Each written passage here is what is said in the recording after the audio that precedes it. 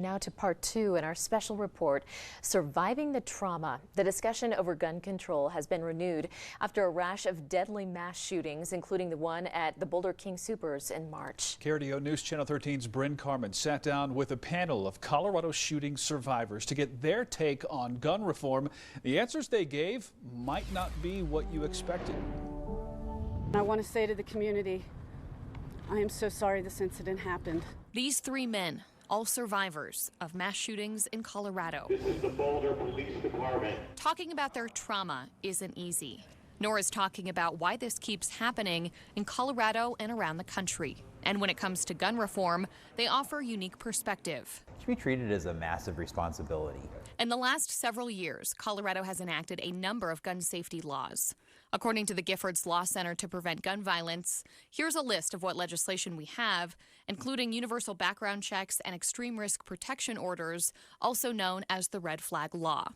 Coloradans have to get a special permit to conceal carry, but can purchase a gun without a permit or license. And while it was discussed at the State House this spring, it's unlikely lawmakers will come together on legislation about assault weapon restrictions. If you can't ban guns for your kid or ban assault rifles for your kids, mental health and gun reform, why can't you give your kids their youth back at least? No one wants their kids to go to school in a militarized zone, and that's really what's happening. You know, a metal detector is, when I was a kid, a metal detector was at the airport and at the jail. Now they're everywhere. Zach Cartaya, who's a Columbine survivor, remembers a world before mass shootings became all too frequent. Logan Smith, on the other hand, remembers seeing shootings on the news. He also participated in many school shooting drills growing up. But shooting for sport has been a passion of his. Logan says he and his friend Denny Stong would often shoot guns together until a gunman opened fire at the Boulder King Soopers where they worked. Logan survived, but Denny did not. I'm a Second Amendment supporter. Me and Denny own guns. Me and him would go shooting in the mountains every weekend. It was a stress relief from working. It was something fun that we did together.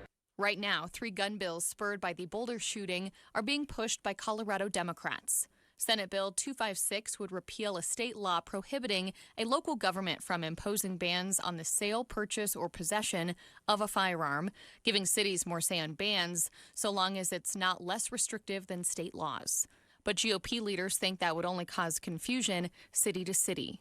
House Bill 1298 would require licensed gun dealers to get approval from the Colorado Bureau of Investigation that a background check is complete before transferring a firearm. And House Bill 1299 would create a program to research and reduce gun violence.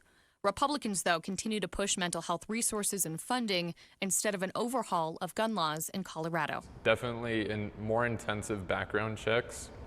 I think a competency test to test the mental state of purchasers, as well as drug tests. Marcus Weaver was shot in the arm in 2012 when he was at the movies with a friend in Aurora.